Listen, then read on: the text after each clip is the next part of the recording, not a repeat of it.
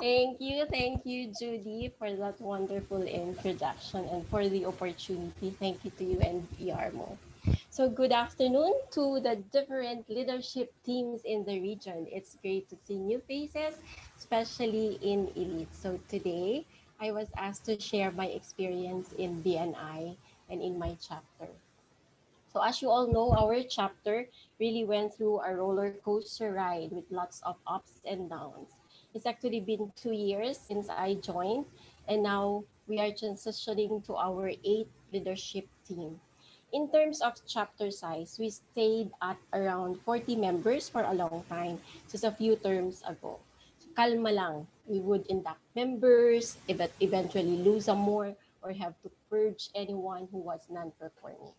But as of our last meeting yesterday, I am proud to share that we just hit the 60 members mark and still growing with 12 more applications in the pipeline. So thank you to our entire chapter for this. So honestly, I thought when I started my term, this would be impossible. During the goal setting, I was targeting 70 members, even though we were just 47 at that time. So why, you may ask? Because it was our priority to grow. We knew that having a big chapter, despite its challenges, would be beneficial to all.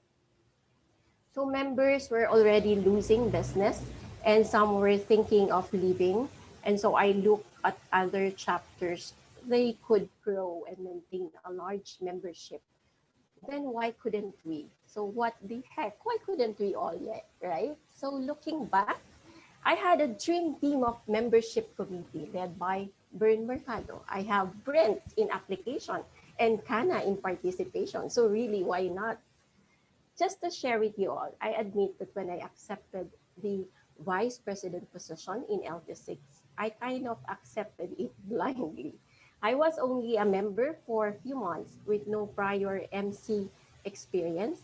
I guess I have to thank my med school training when it comes to just doing it. So yeah, I just said yes. When the turnover came, I was scared, really scared. So it was like having a patient and his life in your hands. So you have to do everything it takes to keep him alive. But just like a duck, kalma lang kunyari, pero paddling like crazy down the water. So indeed, it was quite a journey. I learned as I led, while the tenured members guided me. But what really made things bearable for me was having a strong support system to lean on. This actually prepared me well when it was my time to lead. So during my last 2 months of being vice president, I was already preparing for LT7. I looked at my own strength and my weakness and top people who complemented those. I wanted to surround myself with people who I could draw strength from, who would be proactive but also follow my lead. I had a lot of advisors, both official and unofficial, who were ready to listen and give feedback. Teamwork really does make the dream work. So we are far from perfect, but we have learned from our mistakes and celebrate even the smallest of wins. Everyone works separately, respects each other's boundaries, yet strives to attain a common goal. Minsan, nangingialam din ako, pero konti lang, pero mas magaling pa nga sa akin yung mga to eh, di ba? They are seasoned business owners and experts in their own fields. So sometimes I even forget that we have an LT chat group. So I trust each one to run their position, and as much as possible, I let them lead.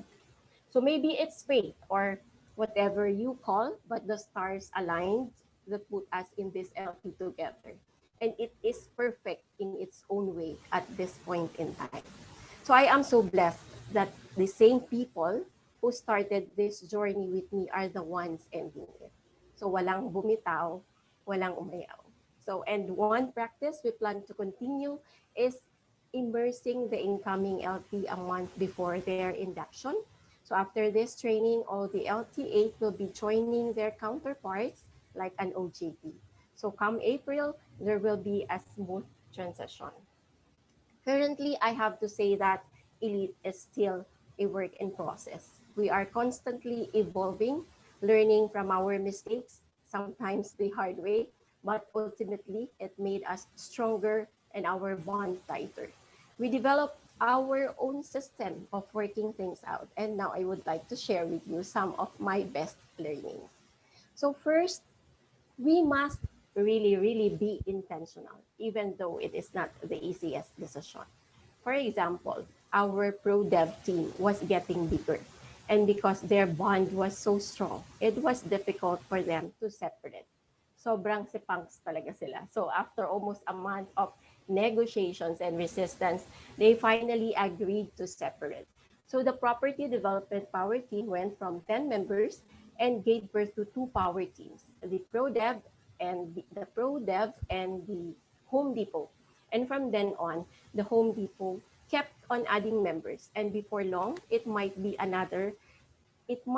time again for another split. So this decision allowed them to be intentional on who they needed, who to invite, and what kind of members would complete their group. This paved the way for other power teams to do the same. We also recently launched a new power team for the same reason, our events power team. Actually, just a few hours yesterday before our meeting.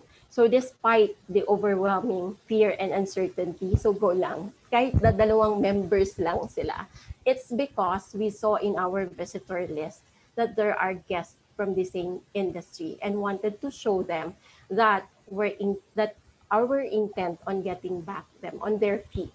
So what began as just two members, just few hours before the meeting, could potentially be four next week.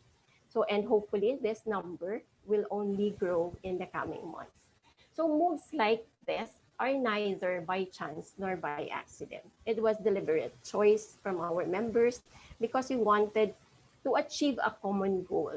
We look for what lacks in our power teams and go beyond business in our personal networks. We even developed the habit of looking at establishments and billboards while in the car, which gave us more ideas on who to invite. Also, another is what Miss Judy said earlier. Attendance is really crucial. So looking at our goals, I put there 99%, but this one makes me proud. We surpassed this. Sometimes we are 100% attendance. This also came naturally, which shows commitment. We seldom have substitutes and lates. So one factor siguro is maybe there is the FOMO or the fear of missing out. But whatever it is, I know we are all in this together. Another best practice that worked for us is actively looking to reach out to new or even struggling members. We are blessed to have very competent participation team who are on top of everything. They always remind the leadership team to reach out to members, be inclusive, find ways to help, and even recommend trainings where members can draw inspiration from.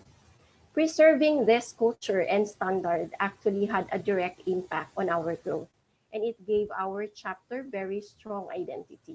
We mean business, but also do so with a giving heart.